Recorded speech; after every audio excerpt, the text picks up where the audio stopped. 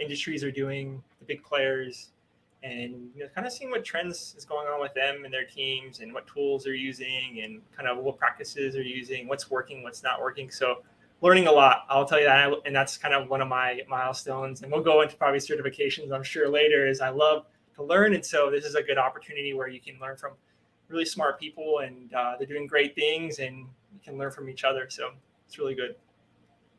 Cool. And then the channel, though, I'm dying to find out. Like, so this is a job day to day, 9 to 5. But where did where did Jared get this idea of like, I'm gonna start a channel? Yeah, you know what? That's a good question. I think it was probably maybe a year ago. I just, didn't find the time. Okay, that's making excuses, right? To kind of, It took me 4 years to start my channel, so don't even worry. You get the courage. You're like, I don't know if I want to put myself on the internet. All these bad things can happen, and then in the ultimate way, like you just got